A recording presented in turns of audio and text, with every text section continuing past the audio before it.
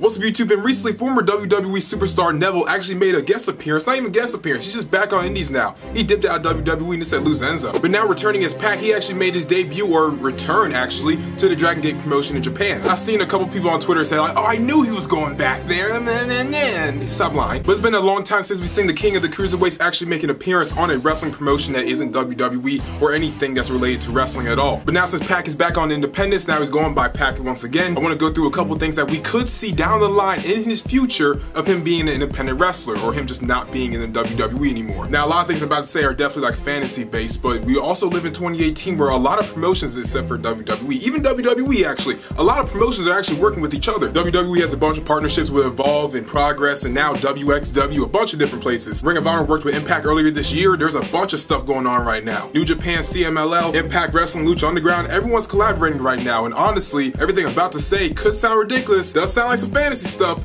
but also really isn't out of the question. But here's a couple things I want Pac or Neville to do post-WWE. Keep it out with Ramen, ain't how my best interest.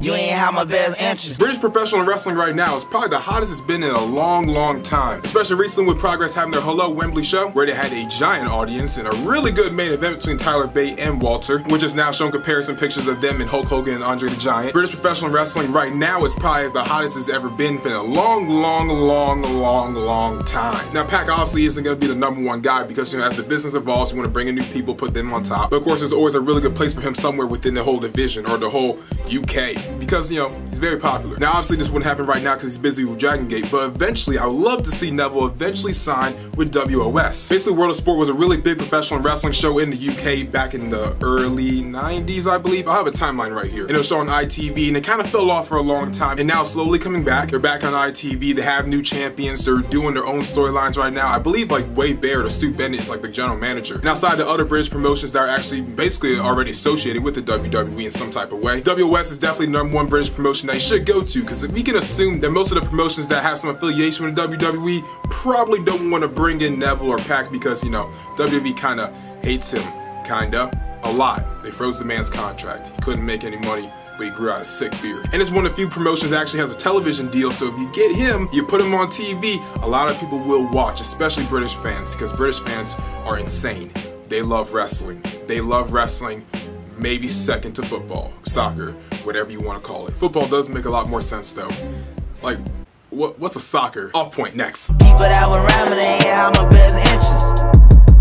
You ain't have my best interest. Neville's had a lot of good feuds and really good matches being in WWE. A lot of those really coming from NXT. He had a great feud and match with Sami Zayn. He actually had a really entertaining feud with Bo Dallas. But ever since he came up to the main roster, he really didn't do too much. There wasn't really a lot for Pac to do. He did have a WWE Championship match against Seth Rollins, which was really good, and I thought he actually almost won. That would have been crazy. But besides that, he was never really given the opportunities to really grow as a competitor. Now, the one long-term feud he actually had that was actually done correctly was his feud over the Cruiserweight Championship with Austin Aries. You guys kind of know the whole story. They were on the pre-show, and apparently that match is also not even featured on the WrestleMania 33 DVD. I didn't know they still make DVDs. Why did we make DVDs? It's 2018. We have a network. Why? Business is strange. But apparently because that match wasn't even on the DVD, they actually didn't get paid a lot of money that they probably should have. Now what I'm saying is Impact Wrestling, they work with a lot of different promotions. I know Pac's busy right now with Dragon Gate, but down the line, we can assume it probably wouldn't be for the world title because there's a good chance Austin might lose that to Johnny Nitro or Johnny, what's he going by now? Johnny Impact at Bound for Glory. But if Don Callis and everyone else at Impact Wrestling might want to sign a little old British boy, you can really redo that entire feud with Austin Aries. Either one of them could be face. I'd rather it be Austin, but honestly, two heels fighting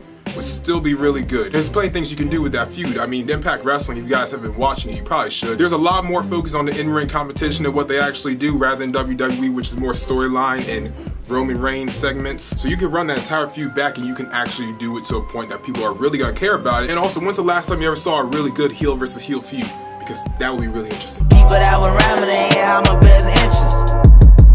You ain't have my best interest. Everyone loves a small man versus big man story of David versus Goliath, and there's not one man on the entire independent wrestling scene that is bigger, taller, or scarier than Walter. The way the guy moves, the way the guy hits, is incredibly dangerous and incredibly scary, and I wouldn't even want to be within 5 feet of him because he could probably grab me and my chest would turn to blood. I'm not gonna claim to be the biggest fan of Walter or know the man's entire career. If he's playing a face or if he's even playing a heel, it really doesn't matter at this point. Pac versus Walter in any wrestling company you want, pick one and put it there, would most likely be one of the best matches of 2018 or 2019 if you give it the right time, the right effort, and the right background. It's just something to consider. I mean, it doesn't have to be for Progress. Revolution Pro, Defiant Wrestling, WOS, whatever you want. Put it there and make it happen. Like, can we all sit back and imagine like little tiny giant buffed up Neville making Walter submit from the rings of Saturn? That would be an epic moment. It'd be some epic pictures, it'd be some epic gifts, and we would never forget about it ever again. People that were rhyming, they ain't have my best interest.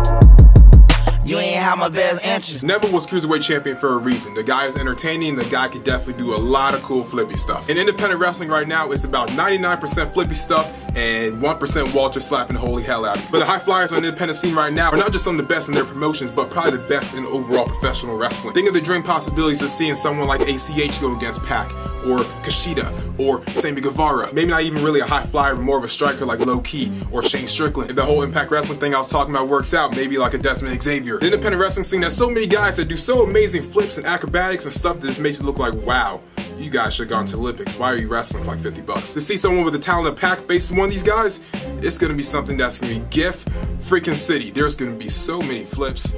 Think of the flips. Will Ospreay? People that were rhyming, they ain't have my best interest. You ain't have my best interest. Of course, we had to talk about championships. I mean, you can't come back to independent wrestling and not win a single belt. You gotta win something, right? I'm not too familiar with Dragon Gate. I'm not sure what their titles are called. I don't know really anything about that promotion, to be honest. But all of them on him, and he could be like Ultimate Dragon. But once he leaves Dragon Gate, or still works with other promotions, because, you know, inter-brand promotion, there's a lot of championships, a lot of opportunities for companies to push themselves as a promotion with the backing of someone who's very relevant right now and has a very big name. But also, you don't want to like TNA those guys and kind of just like, oh, he just came from WWE, put the belt on him. But for smaller promotions that are slowly building their way up, like an MLW, having Low Key drop the title to someone like Pac would only elevate the promotion to a higher standard, while also not really bearing the talent they have right now. Same thing goes for a Pro Wrestling Guerrilla. Not necessarily he would actually win the world title, but maybe he competes in the Battle of Los Angeles tournament. Maybe not even win it. Maybe he's just like a finalist, and then he loses to whoever wants to win it that year. And personally, what I would really like to see the most, I mean, I think you guys know I talk about them a lot, the NWA. No, I'm not saying he should win the NWA World Heavyweight Championship, but the brand new, or now coming back, rejuvenated NWA National Championship. NWA is slowly bringing back a bunch of their old titles. I mean, they just brought back Jazz on the 10 Pounds of Gold series with the NWA Women's Championship. Probably be announcing the US title and tag team titles eventually down the line. But as of right now, their mid-card title is the National Championship. They're also having a tournament at NWA 7 to see who's going to be the first, or like the brand new for right now, first ever NWA National Champion, where there's guys competing like Colt Cabana, Sammy Guevara, Willie Mack, and a bunch of other people. But imagine like a good 4 to 5 months down the line, like you see Pac versus Willie Mack versus Sammy G versus Scorpio Sky. What? Money. And have Pac represent the NWA in some sort of fashion would be epic. But that's my idea so far, guys. I mean, Neville just came back, or Pac just came back to independent wrestling. The sky's the limit for this guy. We don't know if he's gonna have a run like a Cody Rhodes, where he's gonna blow up and be a huge success like him or Drew McIntyre, or if he's gonna go back to independence and just sell, you know, $20 photo ops at your local flea market. You never know with these things. But yeah, guys, this video really enjoyed. In the comments down below, what do you want to see Pac do now since he's on the independents? What promotions do you want to see him wrestle for? Who do you want to see him wrestle? What championships do you want him to win? But let me know in the comments down below. Make sure to like, comment, share, or subscribe. And we outie. Ain't have my best interest. You lazy with your loyalty and your position, and now I gotta execute cause you don't listen. And throw away on me dumping with